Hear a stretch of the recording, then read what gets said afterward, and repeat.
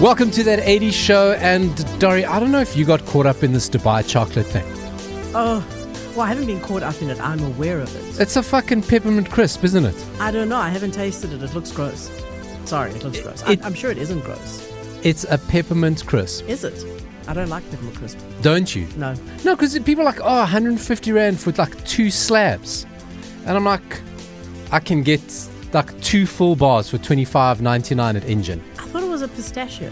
It tastes like peppermint crisp. Okay. Because So what is pistachio We've been taste? having it, is what you're saying. That's what I'm saying. You know, us from the 80s, we never fell for fads. Mm-hmm. Never fell for fads in the 80s. We saw right through Banana everything. clip, double belt, Never. skirts. Oh, no, but no fads. No. No fads ever. There you Ever. go. No. Okay. This is, welcome to that 80s show, as I And said. it's Dori's day off. Yo, I'm like Ferris today. just like Ferris, what are we doing? Are we hijacking so a many parade? things. We riding Ferraris off like into mountain passes? What are we doing? So many I'm things. going for a haircut. That's good. I mean, pretty good. Sorry, It's I'm boring. compared something to I Ferris. can't do. No, you can't. I can't go for it. Sometimes I do like going to the Moroccans just to be pampered. Uh-huh. Yeah. Do you get a shade? Oh, I get a shave everywhere, Dori. I go for the... TMI. Go get a Brazilian and a Moroccan, you know, while eating my Dubai chocolates. So, Dori. Hello, the world traveler. Indeed. Even if it's just in my pants. Dori's day off. So. Dori, earlier this week, I posted up on that 80s show essay on Facebook. We're still on the Facebook.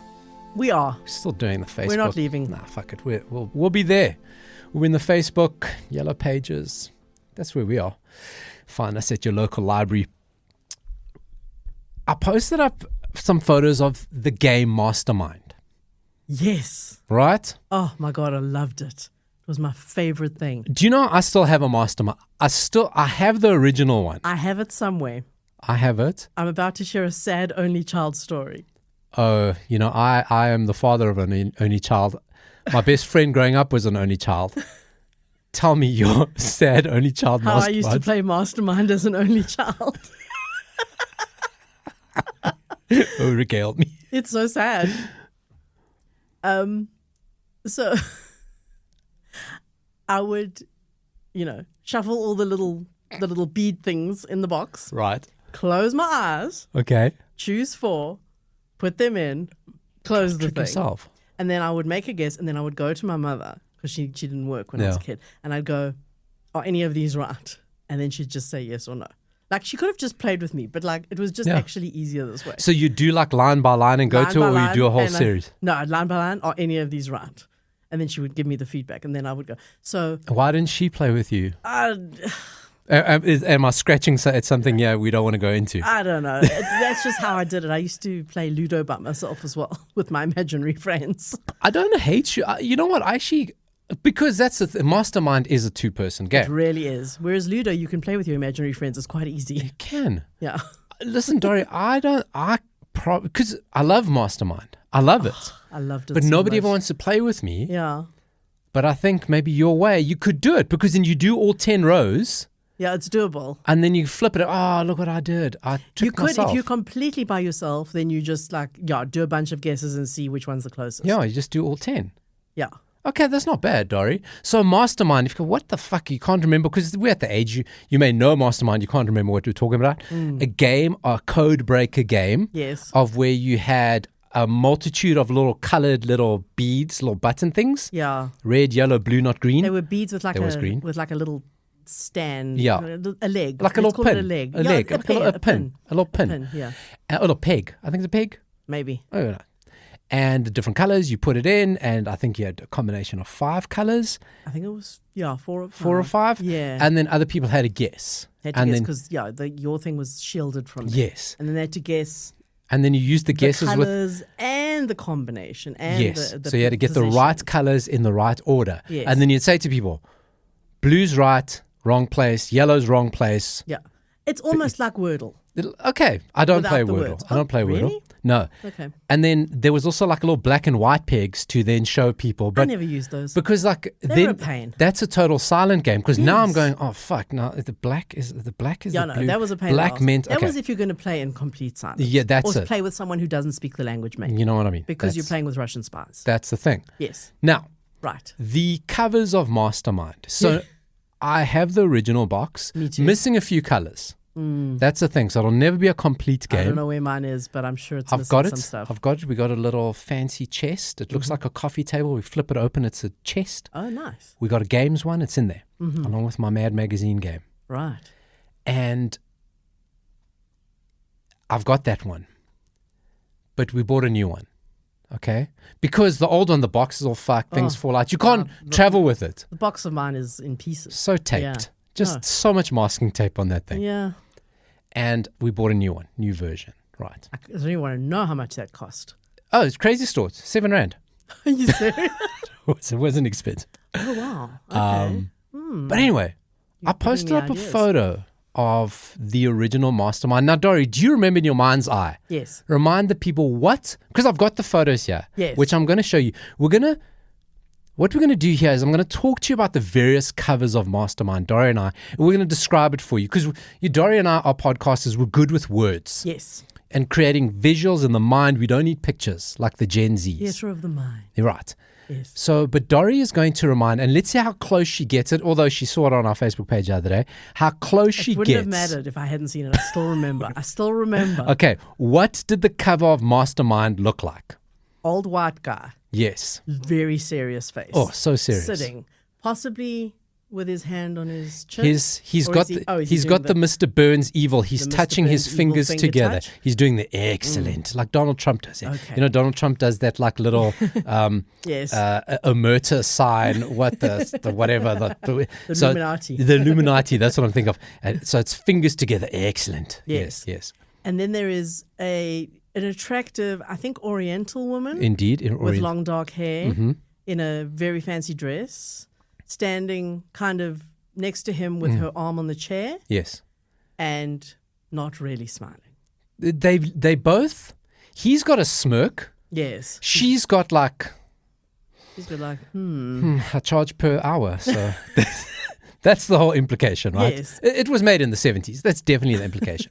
And they're both looking at you like, what the fuck? Like, we are masterminds. You're an asshole. yeah. Okay. Imagine Like, playing. you'll never beat us. Like kind of thing. I mean, we've got a combination here. No one has even thought of this combination, right? We've got things here. Your brain can't even put these colors in this order. That's how they're looking at you. Right. You got it perfect. Imagine playing against these two, right? So there you've got old Mr. Man, and she's just leering over, and she's kind of giving that like, because he'll be stone-faced, Yeah. and she's like looking over, and like as you put your colors in, she'll like give you that. Sure, you want to put red there, dickhead. Okay, right. So that's the original. Yeah. Oh, Dori, and then you go down this Mastermind rabbit hole. I couldn't believe the other covers. Oh, I've got so many. Okay. So many. Now, the story behind that original cover photo, Yeah. the man's name, do you want to know his name? Oh, so is it James? Because he looks like a James. He does look like a James, okay? His name is actually, he's not an oligarch. His name is Bill Woodward. Oh, sounds like your neighbor. And he was the owner of a chain of local hairdressing salons who lived near the plastic factory who made the game. So did they like just see him and go, you, come. He photo was shoot." always around the town. He was always around the town, and they went, this guy looks People who like worked at the plastic factory probably went to his hair salon. probably his hair salon. Okay, and probably went, that guy looks like fucking, that guy's a That mastermind. guy, we need him for the box. Her name, Cecilia Fung. She was a student from Hong Kong studying computer science at the University of Leicester. Right. And she was just walking in the street, and the rest is, Mastermind history. right? So the story, she says that lovely white dress of her, she said it was so big that in this photo shoot, there's somebody lying on the floor beneath her. Oh, no. Okay, that's what she said.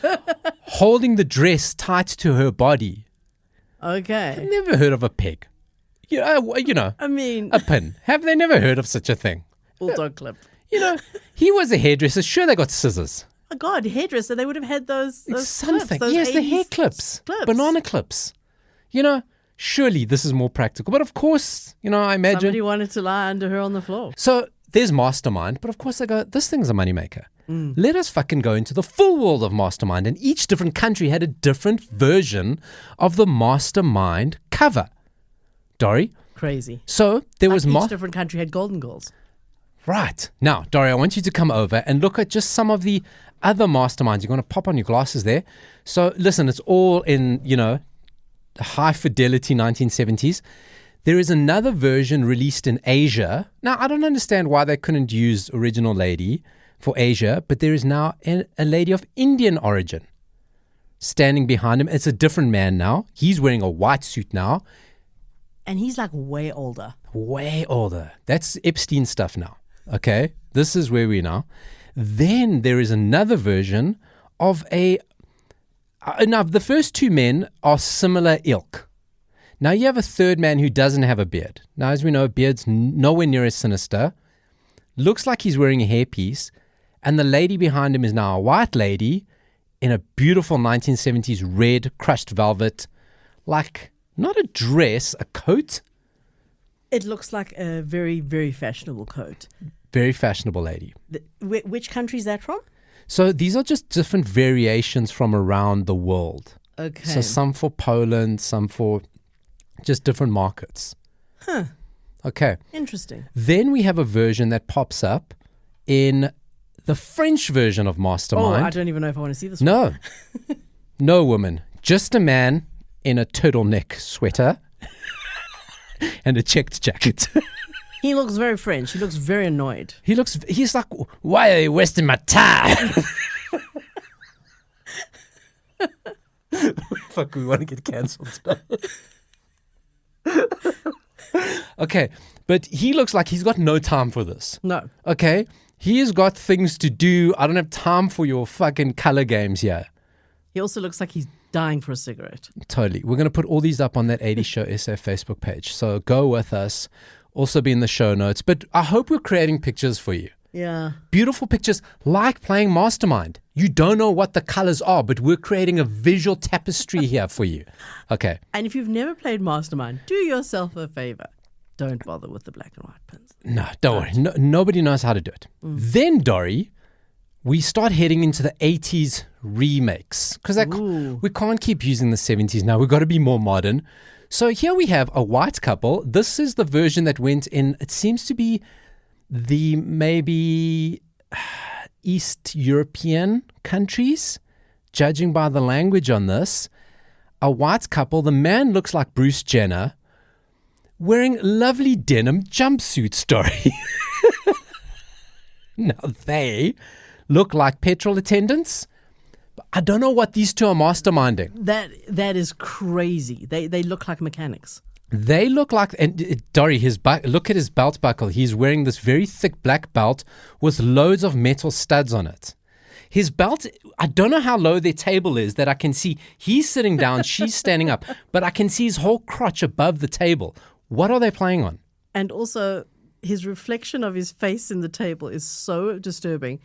Her hand is in her pocket. Because she's wearing a denim jumpsuit. They're trying very hard to emulate. To be relevant. Those original Masterminds. But they do not look the part at all. They're way too young. Those do not look like Masterminds to me. No, they look like, you know what? So the first guy looks like he's masterminding espionage. Yes. They look like they're masterminding to go steal meth. Okay? This is what they look like they're doing. Okay.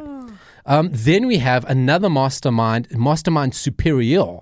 Yes. Okay. Again, a man, no beard. He looks sickly, wearing a white tuxedo, and the lady behind him, very sexy, showing some cleavage. She looks like she's wearing a kimono. Right? So that is Mastermind Superior. So we just have... What makes it superior to the other Masterminds? Oh, indeed. I don't know. Do you think the pins are gold and silver? Maybe that's it. I couldn't find details of why they have different names. He's wearing a tuxedo. It's a whole... That one's a whole different vibe. The box of this claims that there are 59,000 possible combinations. Huh. I don't know about that. But now that's your variations. So you have different ones. In Brazil, okay, where Mastermind is called Senha, you have a man dressed as a private eye. He looks like Inspector Gadget, wearing glasses, big mustache, with the lady now sitting next to him. So they're more equal rights in Brazil. The ladies can sit, right? So he's smoking a cigar. He looks like he's wearing one of those, the glass thing with a fake nose and the moustache. The Groucho Marx. Yes, that's what he looks like he's wearing. Well, he's a mastermind. He's a spy. He's in disguise, of course. He really does look like he's in disguise. Yes. I could not tell you what that man looks like. No, we would have never know. So how are we ever going to crack his code? Never.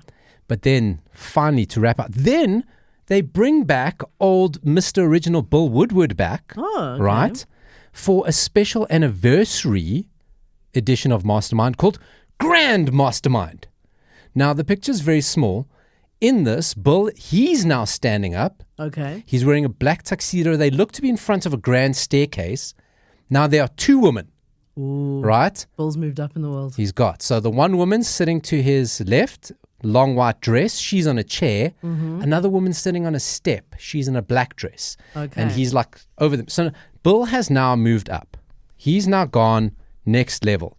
Are we sure that's Bill? It apparently is Bill. It does not look anything like him. I can't tell, Dori, but it's years later and they said they bring him back. I'm only going by this. He looks younger in that picture.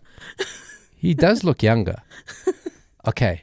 But then the one that got me, that just said, this thing has gone into a very weird space. This is the one that I put up on that 80 Show SA Facebook page. This is the one where, people said, let's have a fondue party, but we all know what fondue meant. Okay. Okay. Come to my house and play Mastermind, because now we have this one. This is Royale Mastermind. So based on the board game, this doesn't look like the Mastermind I know. It looks like a variation of checkers.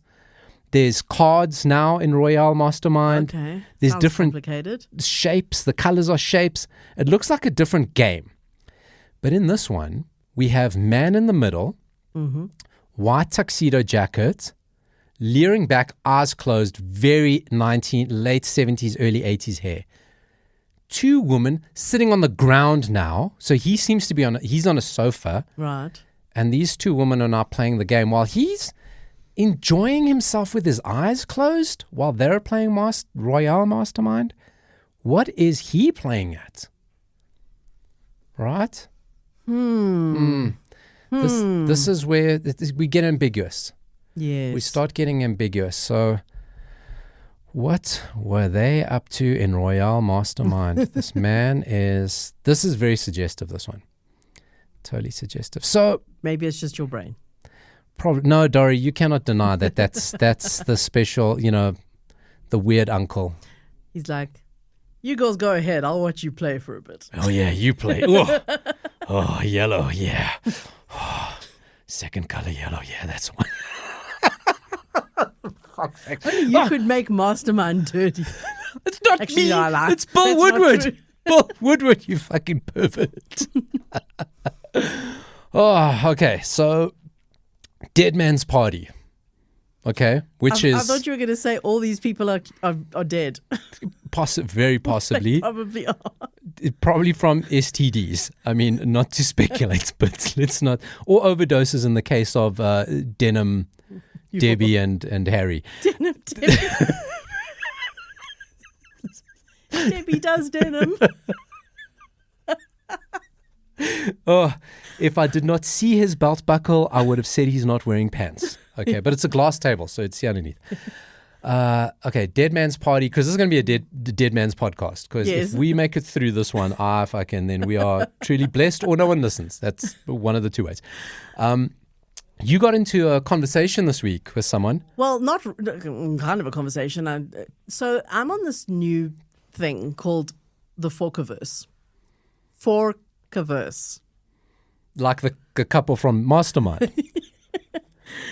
So fork as in fork and knife spoon. Yes. Fork and knife spoon, yes. That thing. So there's a podcast that I enjoy, I've mentioned many times, called Search Engine. Right. And they decided to do an experiment where they wanted to make an old school social media platform with no algorithms, basically how Facebook and Twitter were in its first few months before everything ruined it. And it was just people talking shit with each other. And there was no algorithms and there was no ads and there was no any of that stuff. So they created something called the Falkor Wors. There's a reason it's called that. It's because the other two guys involved have a podcast called Hard Fork. The more I talk, the worse it gets. It's all tech stuff, I promise. The thing, though, is I can't move on until I say we should create a social network about the never-ending story called the Falkor Wors. Falkor Wors. Okay, I got that out. Right, you can carry on. I just had to get that out of my brain, else I wouldn't be able to concentrate. So I decided to join the Falkorverse just to see what it's like.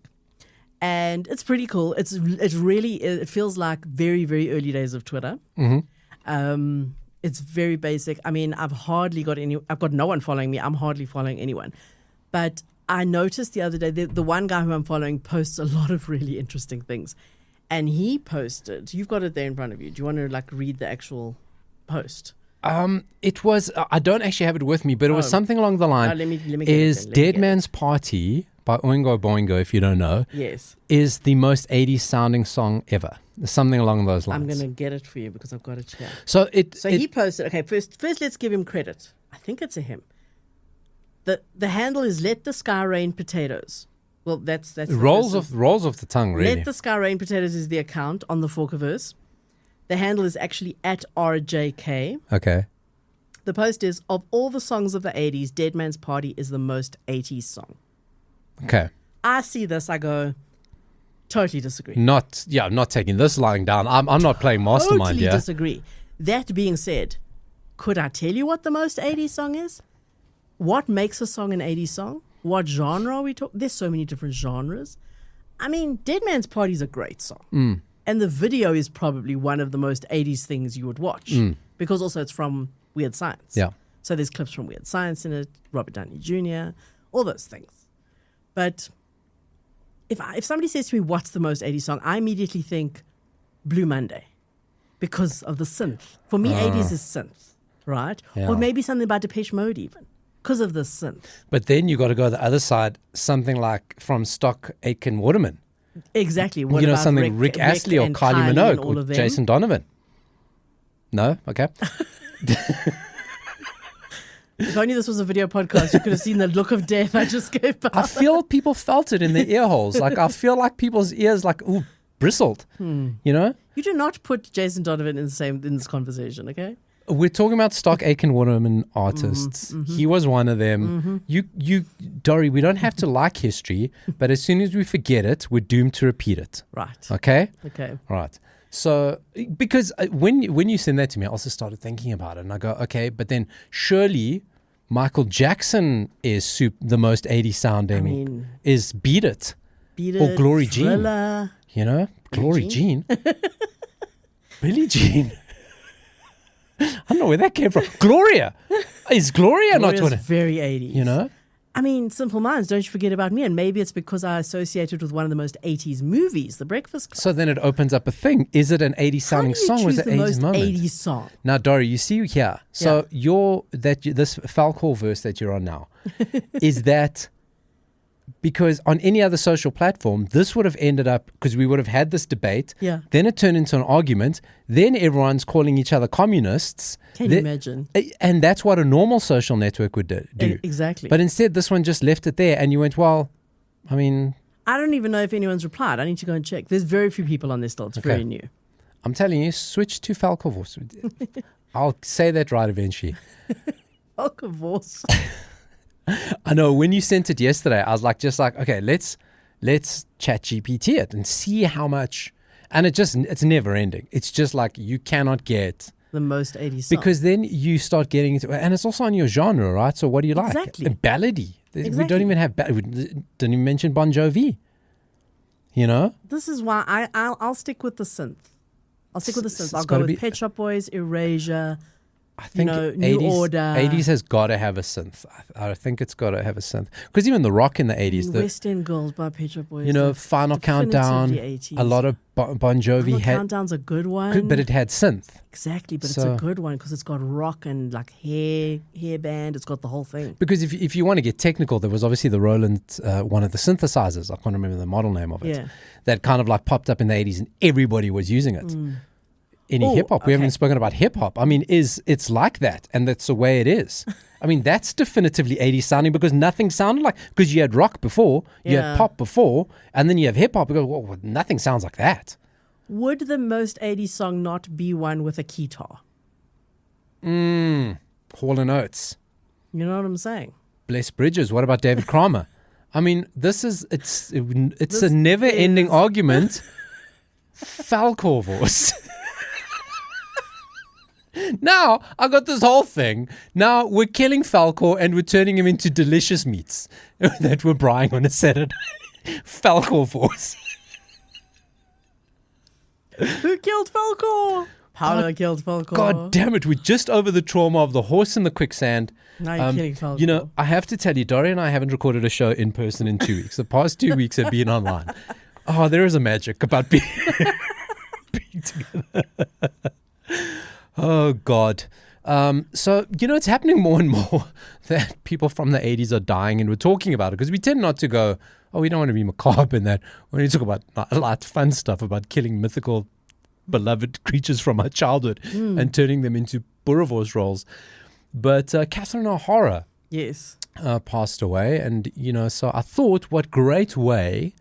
My movie this week, I'm going to do a Catherine O'Hara movie. That makes sense. Did you hear about that condition she had? I don't know this. No. She has a condition called situs inversus, where your organs are switched around. Do you mean like her heart's on the wrong side? A genetic variation where the organs in the chest and abdomen are positioned in a mirror image of normal anatomy. So her heart was to the right-hand side of her chest rather than the left. Now, Enrique Iglesias also has it. Okay? Like, what if you don't know that a person has this and you've got to give them an adrenaline shot in the heart, like in Pulp Fiction? You're going to hit their lung or something. What are you going to do? She only discovered this very late in life. Don't you know where your heart is? Like she only so she said she like rejected Western medicine, modern medicine. And 20 years ago, she visited a doctor for a TB test, and they went, "Hold on a second, there's something not right here." And they couldn't find her heart. Couldn't find her heart. It's not, so what it says is that there's no reason to believe that this condition led to her death because she died very suddenly, right? Yeah. I mean, she was about to. I think they just started shooting the next season of the studio. I haven't watched that. Yeah. So and like she was rehearsing, and so there was no sign that she was sick, and they say it's not linked to this condition. This condition is not life threatening, but like you say, it's often misdiagnosed because people. They don't even know, and you misdiagnose symptoms, you give shots in the wrong place, so it's obviously so she had this condition, which is quite crazy. But by all accounts, never affected her in any way, and you can live a normal life. Look at Enrique; he's fantastic, except he wears a hairpiece, and I'll stand by that for the rest of my life. And I started looking at Suzanne Summers Suzanne Summers. Why I say Suzanne Summers? Catherine O'Hara, because she comes to prominence in the 1980s. Right. She really becomes TV mom or movie mom. She was Kevin McAllister's mom. She was Schitt's Creek mom. She was Beetlejuice. She was Winona Ryder's mom in Beetlejuice. So she became the mom. But you want to hear some of the movies that she was in the 80s? Where she's not the mom, I'm guessing? So her first role... Okay, her first appearance, not a role or anything, is in a movie called Nothing Personal with Suzanne Summers and Donald Sutherland. Okay. Suzanne Summers, an environmentally concerned lawyer, is hired by Donald Sutherland to halt the construction on a breeding ground of an endangered species of seals. Right? Donald Sutherland says this is the worst movie he has ever made. Suzanne Summers was just there for T&A. One of the comments I read about this movie is this is what happens when the people making a movie didn't have the guts to make porn. Wow. God, that really makes me want to watch it. That is brutal. Did you watch it? Dori, I wanted to because of a comment like that. No record. Like you can barely find a trailer of it. Oh, wow. It is it's been wiped. Donald Sutherland has got people. He's had his people on it, right? Because you cannot find much about it. She's then in a movie called Deadly Companion. Now, in a movie, Deadly Companion, so she comes from a kind of Canadian version of SNL. And she was with Eugene Levy, John Candy, Rick Moranis, Martin Short. They were all on this Canadian version of SNL. So there was a movie called Deadly Companion, Canadian movie, where the whole cast of this show were in it, right, as a comedy troupe, kind of playing a version of themselves. It's a thriller, it's some espionage thing, terrible thing. Did so badly, but when this comedy troupe like kind of started getting big, they retconned the movie to put them, even in the later versions of the poster, John Candy's on the cover. Yeah. Not in the movie, like barely in the movie. He's in the movie, but not in the movie. You know what I mean? So it's only like later on they said, oh wait, all these people are becoming big. Let's put them on because our movie's shit. Yeah. Let's try to get people to watch it. Trick you in the video store. You go, oh, that's John Candy. That's Uncle Buck. Yeah. I'm going to definitely watch that. When you're in the video store at 6 p.m. on a Friday, you know you're taking that. Exactly. Yeah. It's John Candy. Yeah. So they tricked us. Then she also voiced one of the characters in Rock and Roll. Remember we spoke about that animated rock and roll movie. Debbie Harry did the voices. Iggy Pop was voices, and she was voicing one of the characters. I did it a while. She was also in a mockumentary called The Last Poker. Okay. Where that was very funny. I watched that. There was John Candy in it. The character John, a lot of the references John Candy makes in Home Alone. Yeah.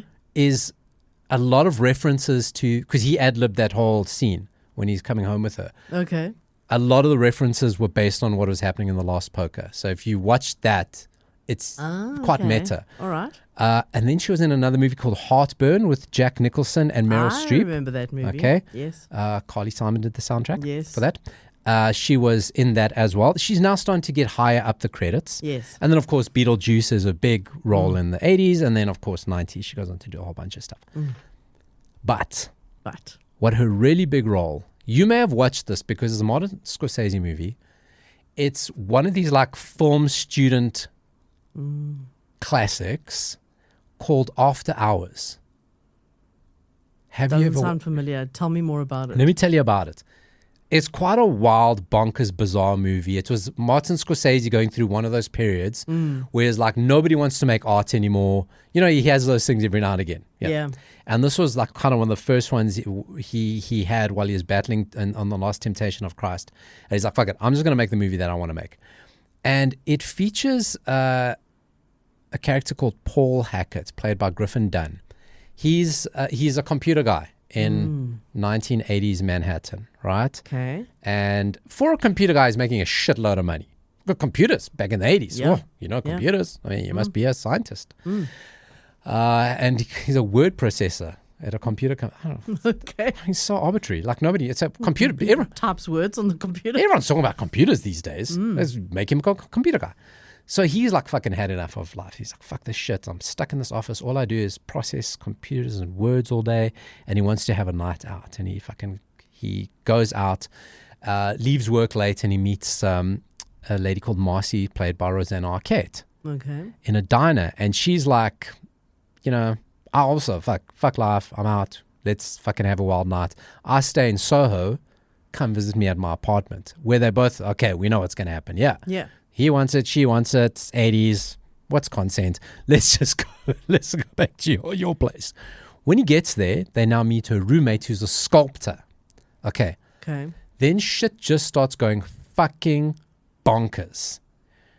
She turns up dead, the sculptor, while he's trying to get out of New York or out of Soho back to Manhattan. Yeah. His money blows out of the window, so he's got no money. The cab driver kicks him out, and now he's got to figure out his way around New York to get out back to the other side of New York, where people like him stay, because he's a yuppie, because computers, right? And now he meets all these weird people. Along the way, he meets another waitress played by Terry Garr, who now out of nowhere becomes obsessed with him, so obsessed with him that she starts putting up. She meets him, fleeting moment. She starts posting up wanted signs of him all over town because she wants him. Okay, this sounds so weird. Everybody sees this as go, oh, this guy must be a serial killer. So they all start vigilante justice against him. Oh, no. Where Catherine O'Hara appears, and she's the ice cream truck driver who tries to mow him down with her ice cream truck. It sounds like a very small part, though. And she's in it a fair bit, though. She does get a credit because there's these the three main women. The kind of one he meets in the diner, the one waitress, and Catherine O'Hara. These women. And then the sculptor that dies, and then there's a fourth woman that pops up. Okay. And he just fucking wants to get home, and everything, like, he's just going crazy. There's this thing that he keeps washing his face after everything. Okay. Right? It's like it's a weird tick he has. It's kind of like trying to wash off what's going on, but he's got this constant thing. Art people mean something. Filmmaking. Okay. So he now eventually gets away from this mob trying to chase him because a woman calls him. She's another sculptor. He had met her in the night. She says, "Come to me, I'll protect you." While he's going up to her apartment, fucking Cheech Marine from Cheech and Chong is walking down the stairs. He's a thief who is stealing art. He steals sculptures. Right. Okay. But so fleeting, so out of nowhere, you're like, that's fucking Cheech, right? Not Chong, that's Cheech. So he goes and hides with this other sculptor, and the only way she thinks to hide him is to put him in a plaster of Paris sculpture. So she makes a sculpture of him and hides him in plain sight. Because that wouldn't take long. No, not at all. Yeah. So she says, this is the way you're going to escape this crowd. Okay. This is a Martin Scorsese movie. This thing is it's fucking crazy, this movie. Okay. Cheech Marine, because he steals sculptures, goes, "Hey, man, I like that," and steals him. That's nuts. Anyway, through this thing, they getting chased. Everyone's chasing each other. He falls out the van. Oh, no, he eventually is able to break out the sculpture, jumps out the van. The whole night has passed, and he jumps out the van and lands in front of his office to start work again the next morning. So it's message. Like serious shenanigans. And he just walks straight into his office. Now he's covered in plaster of Paris, and he just goes back. And carries on word processing. And processing. the movie starts as it did, where he's word processing, and he just goes, and all this crazy shit happened to him. But no matter what happens, he's trapped back again, word processing. After hours. Deep, man. Deep. It's a fucking crazy movie. Listen, everything. Is it on YouTube? A fair bit of it is on YouTube. It's actually in the Criterion Collection. Ooh. Which is like a big deal. It's like only the best movies going to Criterion Collection, like Star Wars. Okay. So it's in that. So you'll battle to watch it on YouTube because it's kind of got that protected. I'll find it elsewhere then. But you'll see enough clips.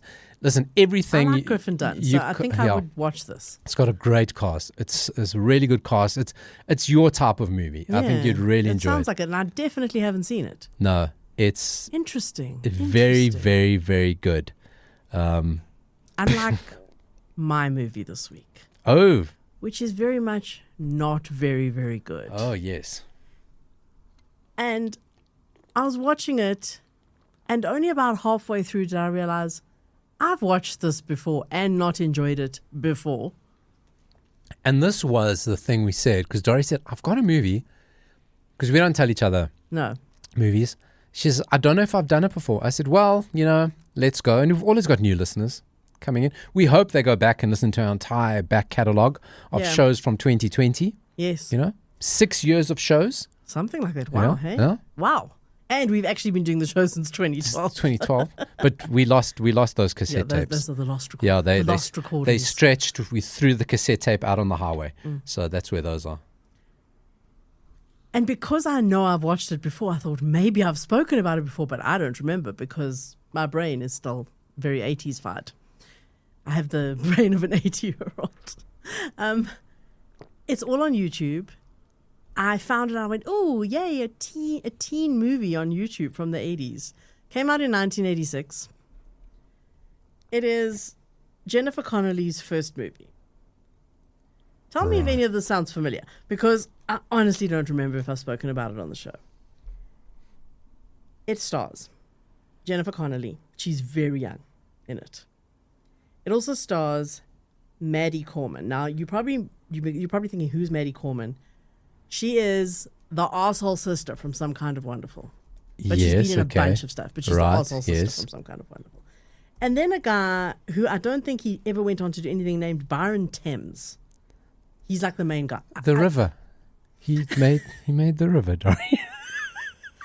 I don't know. That's not easy stuff. And then all the other cast members are, I don't know, maybe they did other things, who knows. So the funny thing is, okay, so this movie is called 7 Minutes in Heaven. Do not ask me why it is called 7 Minutes in Heaven. I was expecting a teen sex romp with that title. Because that's the game. You went into a closet with right? somebody and 7 minutes you had to do kissing. I cannot tell you how there is absolutely zero reference to 7 Minutes in Heaven in this movie. At all. This movie you've never recommended it. Okay, so I watched it. I watched it before, thought it was so shit, thought I'm not going to talk about it because it was so shit, and then ended up watching it again, and I'm talking about it. Yes, it came up on my radar because Jennifer Connelly, I mean, let's be honest. But she is young. But she's not too young. No. She's not too young. Yeah. But yeah, I mean, they're basically in our version of matric. They're in the final year of high school. She probably like 22 when she made the movie. So it's these 3 friends, 2 girls and a guy. Typical kind of little love triangle where, not really a love triangle, but the guy likes Maddie Corman's character. He likes her. And Jennifer Connelly actually likes another guy who Maddie Corman likes at the school. It's very like high school. I mean, it's totally high school. I think they were trying to make a John Hughes movie. They failed miserably, but I think that's what they were trying to do. Because they're like, we got kind of some people. These are John Hughes looking people. Jennifer Connelly, she's adjacent. She's Brat Pack adjacent. Yeah. So why wouldn't it work? John Hughes. Exactly. It's just, when I say this movie's about pretty much nothing, not in a good way like Seinfeld, it's about nothing. When the credits roll, you literally sit there going, is that it? Because there's just nothing to it. There's supposed to be something to it. There's some really weird things that happen in it. So, I think her name's Polly. Yes. Yeah. So Maddie Corman's character is named Polly. Jennifer's character is Natalie, and then the other guy's Jeff. So it's Natalie, Jeff, and Polly. And Natalie is very studious and wants to go into politics. Okay. And in the movie, she wins an essay writing competition to go to Washington and meet the president. Good very stuff. exciting. Reagan. Very exciting. Going to meet Reagan. The whole time that this movie is happening, her father, because her mom died when she was young, her father is away on a business trip and she is alone in her house. But then Jeff has a fight with his stepdad and comes and moves in with her. Okay. Which, of course, starts all these rumors in the high school of these two are shacking up, these two are married. Stupid in theory, stuff. that sounds Stupid hilarious. Stuff. But they're totally just friends. Okay. So, Natalie goes off to Washington to meet the president. She ends up not meeting the president. She ends up meeting the vice president. It's such a random part of the movie. It's like, I don't even know why it was there. It didn't add to the plot in any way whatsoever. The only really interesting part of the plot is Polly meets a guy who is a baseball player and an underwear model. And his name is Zoo. Zoo. Zoo. Z-O-O or Z-U? Z-O-O. Probably not his given name, but that's what he goes by in the movie. And he tells her that he's going to be playing in New York, and he tells her the date. And she basically hops on a bus and kind of runs away from home to go and see him in New York. In his undies. Does he play baseball in his... Well, I mean, obviously in his underpants. He's wearing underpants when he plays baseball, one assumes. No. Never plays just in his underpants. It's not that kind of movie. Okay. Right. Right. While she's there, she would have made doesn't it better. She doesn't get to see him because, I mean, of course she doesn't get to see him. And she gets... she tries to get to where the players are in the baseball field. And so the security kind of drag her out and they want to take her to the police. And then this other guy who's there, he's like a press photographer. He sees her and he's like, oh, shame, this girl needs rescuing. And he says, no, she's with me. And then he takes her back to his apartment. And you're thinking, dodgy shit gonna happen. Not at all. He basically says, call your mother and tell her you're safe and I'm going to take you to the bus station in the morning. Right. You're going to sleep on my couch. Right. She tries very hard to seduce him. Does not work. He actually turns out to be a really good guy. So, and that's pretty much the movie. And then they all meet up again back at home and it ends with them rollerblading down the road. and holding hands. What lessons have they learned?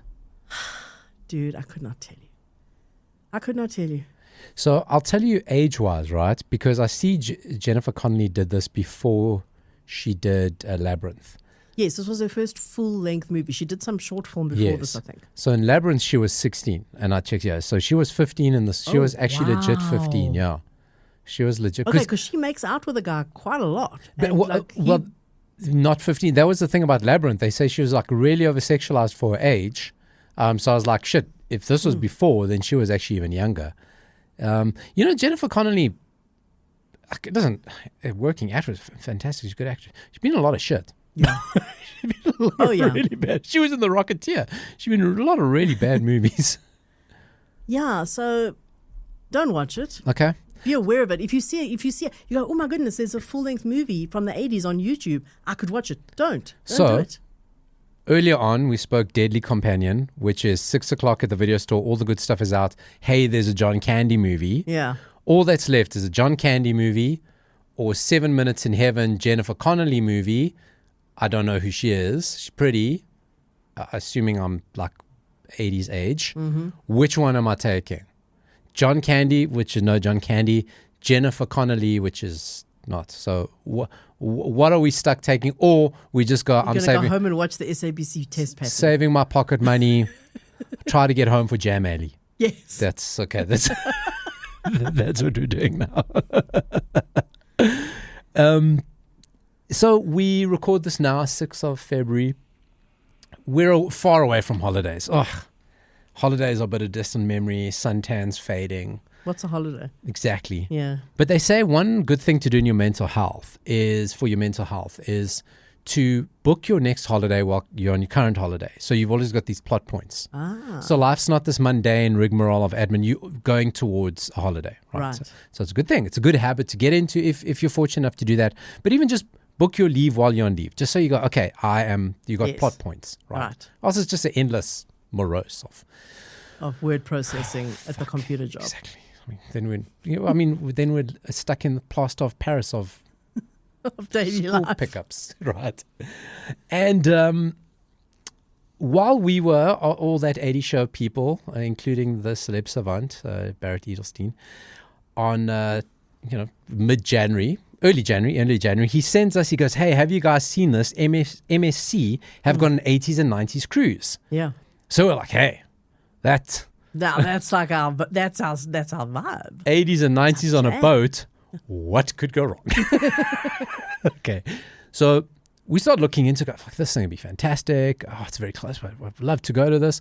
And Barrett, being the kind of, like Barrett bloodhound that he is, sniffs people out and has a meeting with them and says, "Hey, look, it's too soon for us. It's too late. The ship has literally sailed for us to do anything with them this year, but to go, maybe ahead of next year, you guys are going to keep doing it." This is an annual event. It's an annual event. Let me give you some of the details on the cruise. You can actually still get tickets, right? They told me this is not a paid bit. We're just talking about it because I got some content around it. So they told me they're 97% sold out. It leaves on the 6th to 9th of March, and it goes from Durban to the Portuguese islands, Mozambique, and you're just 80s and 90s entertainment, stuff for kids to do, themed evening, 80s. Yeah. Would not confirm that they'd be serving Fresca at the bar, but didn't deny it either. And Monster Munch. Did not deny it, did not confirm, did not deny. Chocolate log. Might have chocolate log. Oh they my got goodness. Captain's log, chocolate log, boating.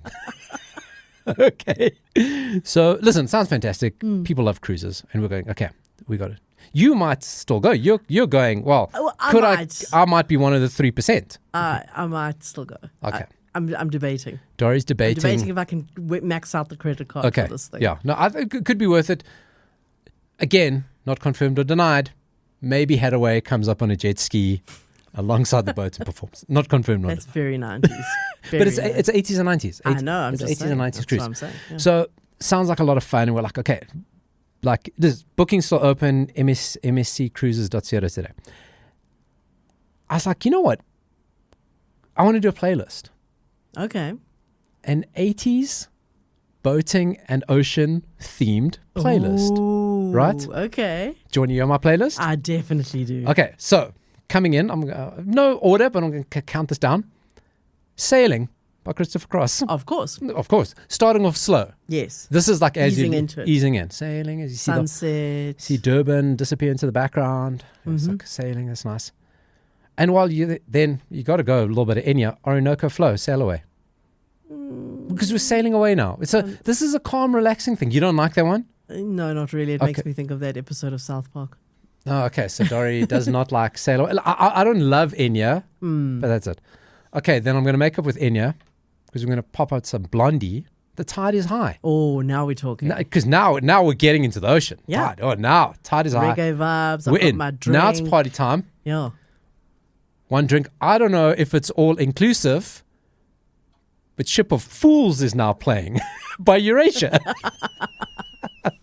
Okay. 3 drinks in, Ship of Fools. I mean, I only need one drink to become a fool, so. That's what I'm saying. Now maybe a little bit of mellow down. Just a touch. Captain of Our Hearts by Double. Captain. Yes. Good one. That's a good one. Good one. That's a little bit of a chill. Go, oh, I've drank a bit too much. Boat's rocking a little bit. Oh, maybe need to have a bit of a sit down. Now this, I've chosen one particular song by this band. Could really be any song by this band. I Ran So Far Away by a Flock of Seagulls. But pick any. Yeah. Pick any. Okay. This one I debated between 2. But I chose this one, Kokomo by the Beach Boys. Right. Even though we're not going to Kokomo, it's got the feeling. It's got the vibe. No one knows where Kokomo is. No. Is it even a place? Exactly. I did think of Under the Boardwalk by Bruce Willis, but we're very far away now. We're in the ocean. Yeah. This one, next song, totally got the brief because it works both the song title and artist, Caribbean Queen by Billy Ocean. Oh. Both. Amazing. Both. That's perfect. Yes. That's perfect. Now, also going to chuck in there, could be any George Michael or any Wham. Pick a George Michael or Wham, anyone. Careless Whisper. Not Club Tropicana? You said anyone. It was the first one that came to mind. Do you know why? You know why? Anyway, Because the drinks might not be free. We can't say. Yeah. But George Michael Cruising. Yeah. Okay. Anything but George Cruising. Anything. And then just because I love OMD, Sailing on the Seven Seas. Even though it's sailing on one sea, I think. Ocean. So she's sailing on one ocean. There's probably a sea. But it's OMD. Yes. OMG. And if you really like, maybe, okay, do you know Jane's Addiction? A little bit. Songs are. They got a song called Ocean Size. Okay. Maybe you can take out Orinoco Flow for that. But Ocean Size is like... Is it hectic because of Jane's Addiction? It's Jane's Addiction. It's going to be like headbang. But it's Ocean Size, but it's like, that's like a... Yeah. And it's like, I don't know where we put that into. That would be if there's like a storm and the sea's really choppy. Okay, but I don't think the storm gets choppy there. Very like... No, not very, many, very tranquil waters. Yeah, very warm currents. You're really just like kind of slipping up the coast and coming back. Exactly. Yeah. So you like my playlist? I love your playlist. I think Billy Ocean is the best one though. That is... It's got the vibe. Although Tide is High is good, hey? It's also good. It's Listen, a good one. They're all bangers. They're all bangers. So listen, you know... So if I go on the boat, I will take a this playlist. You know, take the little cassette, mixtape, Yes. say, hey, Captain, because the captain controls the music. That's how it works. Captain, I made you A mixtape. Pop it in the stereo. I'm sticking to the theme of the cruise here. Yeah, you know what I mean? Do not look at me that way. Yeah.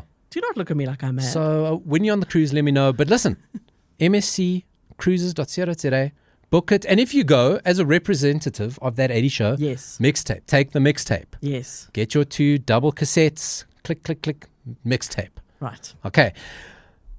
280s Truths and a Lie is, oh my God, Dori, it is a good one. Okay. I'm ready. I fucked last week's up so bad. Jeez, I shat the bed in last week's. This one is really good. Got 3 factoids. 2 are true, 1 is a lie. John Bon Jovi was the singing voice of R2-D2 on a Star Wars Christmas album. That is fact number 1, or statement number 1. Right. Statement number 2. Now, you see, I don't know if you noticed the Muppet Show. Everyone's talking Muppet Show. They did a special. They're always rebooting the Muppet Show.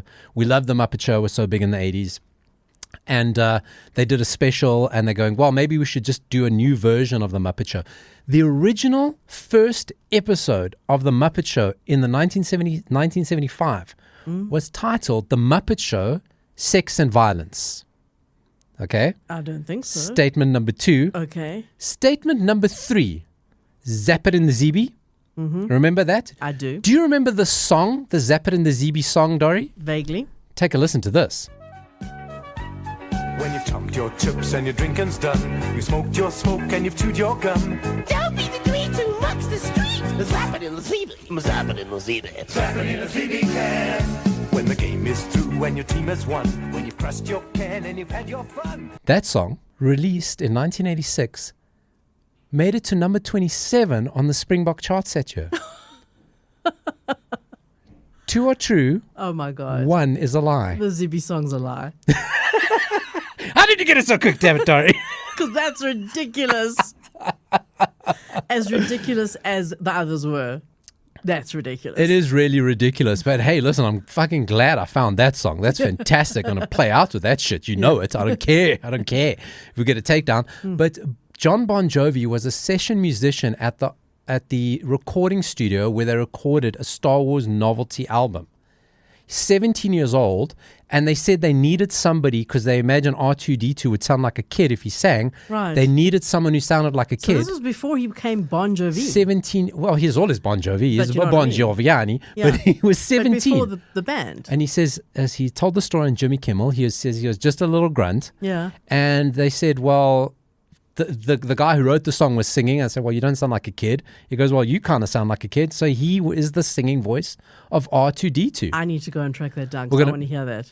The clip will be in our show notes and on that 80 Show SA Facebook, where I'll put the Jimmy Kimmel, where he tells Jimmy Kimmel the story and they play a piece of the song. Excellent.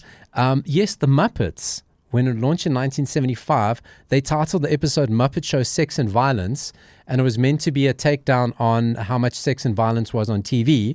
So they just decided we're going to play into that. So those are 2 80s truths and a lie. And a lie. That was, I'm very proud of myself. For what? That round of 2 80s truths and a lie. No, that was very good. I redeemed myself. But I'm proud of myself too because I got it straight away. Straight away. You didn't even have to think about it. I couldn't imagine that song would be on the Springbok. Stupid songs Charts. always make it, though. Even especially in the 80s, novelty songs. But that's not a novelty song, it's an advert. But it's a whole song. It's a 3-minute track. Oh my goodness. Yeah. It's written by, do you want to know who it's written by? It's the brainchild of Robert Schroeder and Roy Balkin. They're probably still around. I bet you they're part of Rabbit or something. Ask Benji Moody. So this has been that 80 show. Yeah, like we went off on a tangent a few times. And if you want to recap or go back and revisit anything from the show today, find us that 80 Show SA on Facebook or that 80 Show SA on the Falkor Wors. Thanks for joining me, Dori. Goodbye. Bye.